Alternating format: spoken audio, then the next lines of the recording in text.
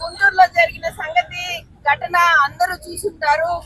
Social మీడియాలో viral అయింది. Viral అయిన తర్వాతే అందరికీ తెలిసి వచ్చిందని అనుకుంటున్నాను. మరి గుంటూరు నడిబొడ్డున ఒక మహిళ వాటర్ బోర్ గురించి కూటమి నాయకుల్ని అడగడం జరిగింది. ముఖ్యంగా కూటమి నాయకులు అనడం కంటే తెలుగుదేశం పార్టీ నాయకుల్ని ప్రశ్నించడం జరిగింది.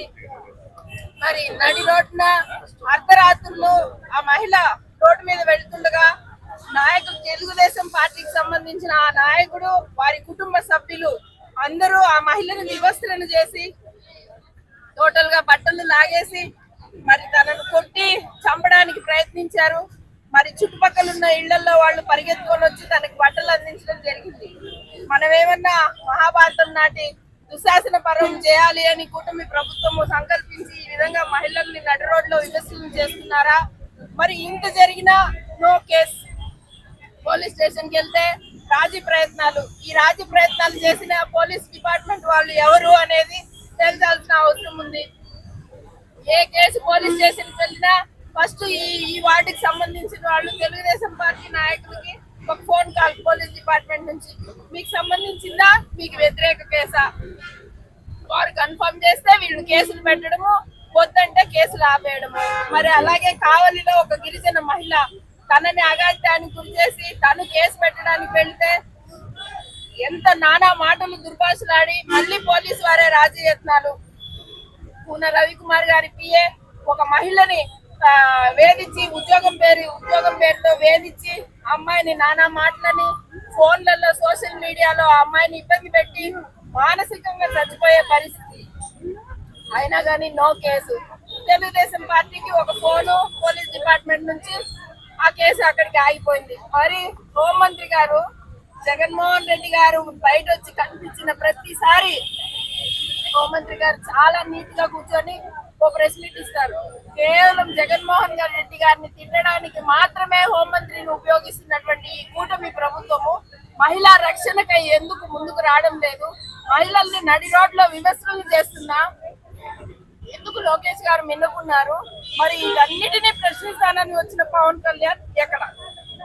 మరి మహిళలకి రక్షణ లేనటువంటి ఈ రాజ్యంలో మహిళలకి రక్షణ కరువై నడి రోడ్డు పైన అర్ధరాత్రి ఆడది వెళ్ళడం స్వాతంత్రం అని గాంధీ గారు చెప్తే పగటి పూట కూడా నడిచే పరిస్థితి లేదు.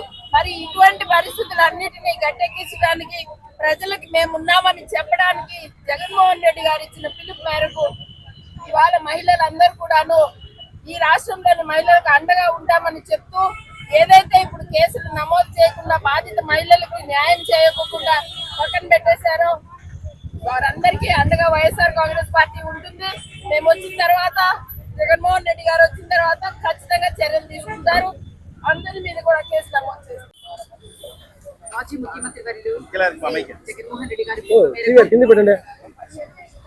చిత్తూరు హెడ్ క్వార్టర్స్ లో డాక్టర్ బిఆర్ అంబేద్కర్ గారి విగ్రహం దగ్గర ఈ రాష్ట్రంలో జరుగుతున్న అరాచకాలు, అన్యాయాలు, నేరాలు, ఘోరాల గురించి అర్జీ ఇవ్వడానికి ఇక్కడ రావటం జరిగింది.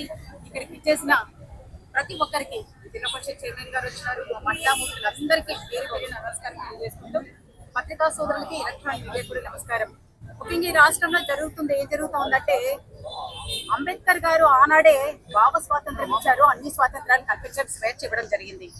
ఆ స్వేచ్ఛకి, ఆ స్వాతంత్రానికి, ఆ భావజాలానికి సంఖ్యలు వేశారు ఈ కూటమి ప్రభుత్వం.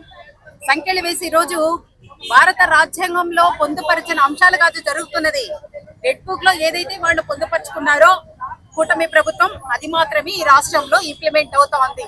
ఎందుకంటే మొన్న ఈ రాష్ట్రంలో జరుగుతున్న ఎపిసోడ్ చూస్తా ఉన్నాం, లాకప్ డెత్లను చూస్తా ఉన్నాము, అన్యాయంగా చంపేది చూస్తా ఉన్నాము, అఘాయిత్యాలు చేసే చూస్తున్నాము, నేరాలు చేసే చూస్తా ఉన్నాము. కానీ ఇక్కడికంతా న్యాయం లేదా? దీనికి న్యాయాన్ని ఏం చేశారు?